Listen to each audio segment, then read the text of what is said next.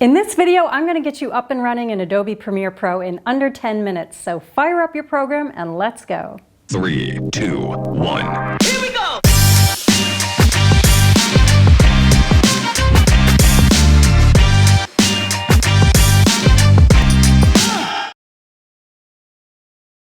Hi and welcome to DIY Film with Merle Becker, the channel where I help you make better videos. Don't forget to stick around to the end of the video where I will give a bonus filmmaking tip. Alright, so we have 10 minutes to get you going in Premiere. This tutorial will cover the basics of the Premiere layout, bringing footage in, making simple edits, doing a quick mix, and exporting your final movie. Premiere has so much more than this to offer though, so I encourage you not to stop here. Adobe has packed the program chock full of powerful professional tools, including Lumetri color correction and grading, native file support, seamless connectivity to other programs in Creative Cloud, and the oh-so-easy and efficient Media Encoder, which allows you to work while you export. There's no wonder Premiere Pro has been an industry leader since the death of Final Cut Pro 9, and for about $20 a month with a year's subscription, you can't go wrong. I'm going to pack a lot into this video, so it might move a little quickly, but if I get ahead of you, pause of course and give yourself a chance to catch up. Of course, you knew that. So before we start, let's make a folder on your desktop or external drive where we'll keep all of your footage as well as the Premiere project file. This will make it easier for you to find everything as well as follow along for this tutorial. Let's call this folder Premiere Lesson. Also, make a folder inside of there and call it Footage. Next, stick your movie files in the Footage folder within the Premiere Lesson folder. Now, let's open Premiere. I'm working with Premiere 2020 for this video, so if you have an older or newer version, things might look slightly different, but for the most part, the program has been the same for decades. Now, on the left, you'll see New Project. Click it. This next screen is where you name your project and tell the program where to keep everything. Let's give your project a name. We'll call it DIY Project. Under that, let's change the file location to your Premiere Lesson folder. The next thing I want you to click is Scratch Disks. This tells the program where to put all your capture and preview files. And since we'd like to keep everything in the Premiere Lesson folder, let's make sure all the pull-down menus say Same as Project. Alright, you're ready to hit OK. So now you have your project open. There's one last organizational thing I'd like you to do to make sure all of your files end up in that Premiere Lesson folder. Go up to the Premiere Pro menu and pull down to Preferences. Then go down to Media Cache and by Media Cache Files, hit Browse and select your Premiere Lesson folder. Do the same for Media Cache Database. If it prompts you to delete the original files, you can just hit OK. Now hit OK. Now by default, Premiere opens up all the panels, but you don't need all of these open. So let's go up to the top and select the Editing Workspace. This will close some of the panels you don't need.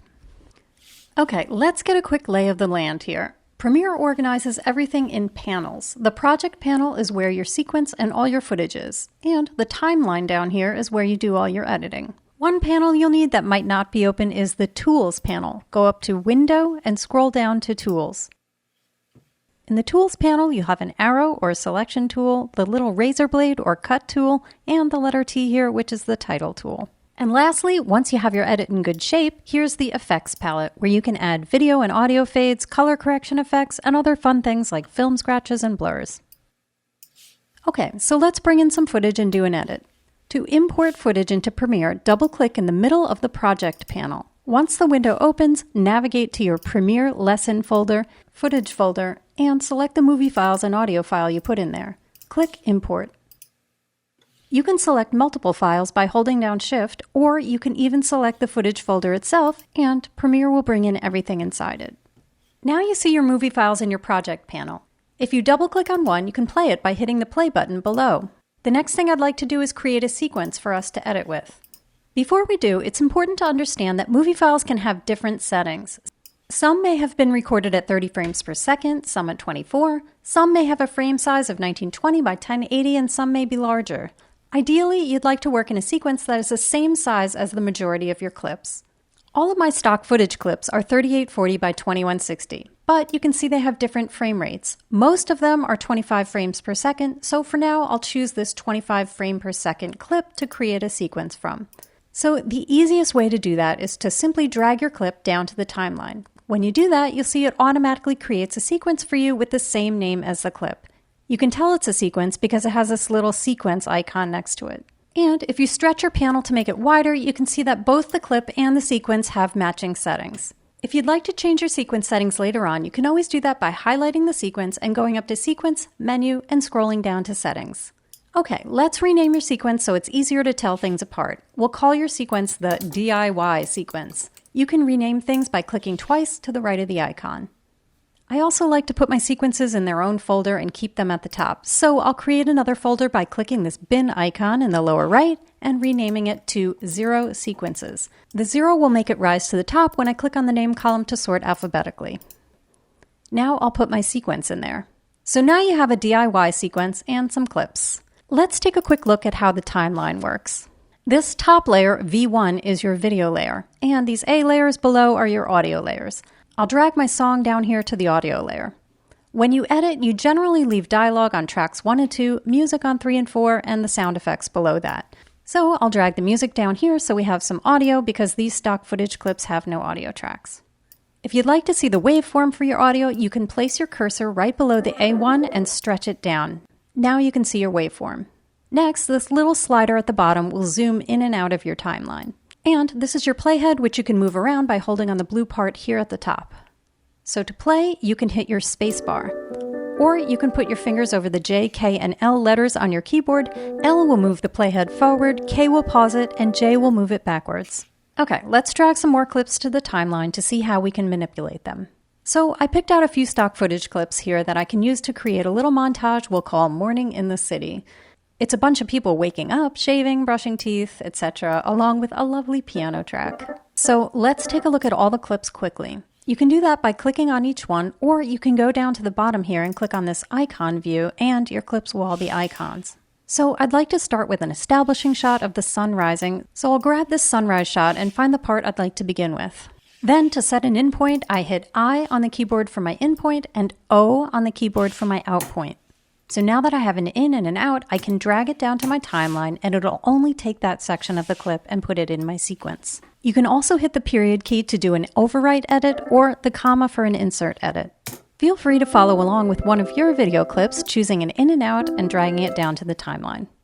Another way to edit would be to put the entire clip in the timeline, then shorten it to select the part you want by holding your cursor over the ends until they turn red. Then drag the red part left to right, which I'll do with this clip that I'd like to put next.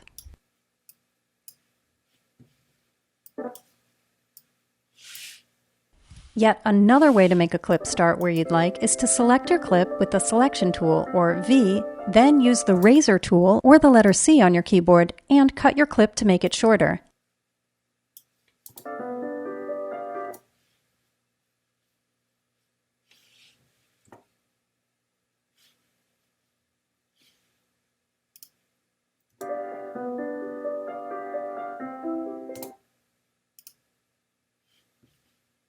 Then delete the extra parts by clicking on them to highlight and hitting delete on the keyboard. So I'm going to slot in the rest of the clips here, and I'd like to end with this nice aerial shot.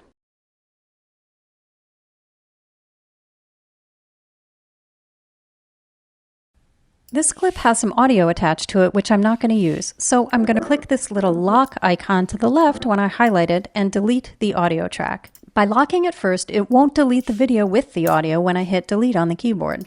Okay, so we're almost done with this little edit. By the way, my audio clip is at a satisfactory volume, but if you need to adjust how loud or soft your audio is, that's also done by clicking on the clip and adjusting it in the Effects Control panel under Level.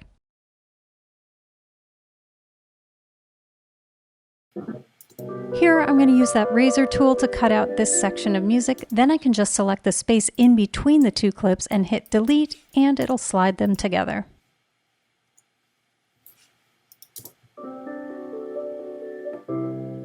That music edit is a little rough, so let's open up the effects panel and put a dissolve there to smooth it out.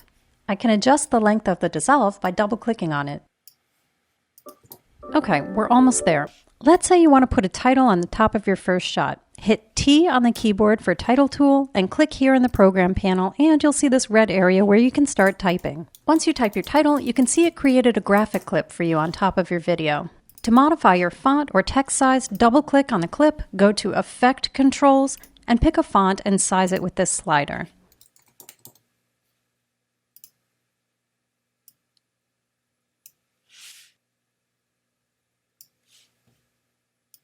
You can move it to the center by putting your cursor over the X and Y axis values here and simply dragging left or right, and you'll see your text move.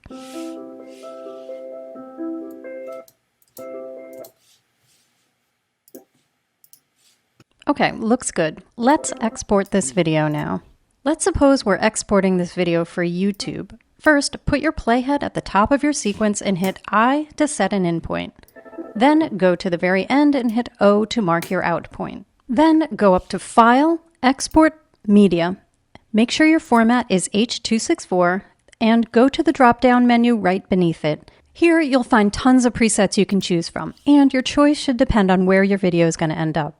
Mine is going to be uploaded to YouTube, so I'll choose YouTube 1080p Full HD here, because even though my sequence settings are a little larger, I'd like to make this file a little smaller for a quicker upload. Click on your output name and let's call it a DIY movie for YouTube.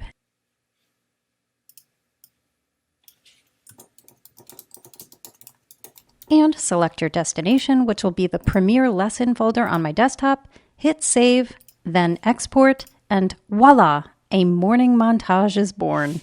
To finish up, let's manually save our project by going up to File, Save, or Command S on a Mac or Control S on a PC, then Command or Control Q to quit. And you're done.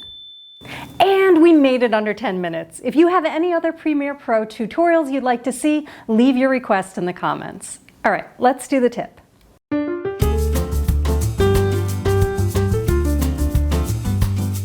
So when you're working in Premiere and you have your windows organized just so, you can create your very own workspace so that if things get moved around, you can just click on your workspace and voila, it's back how you like it.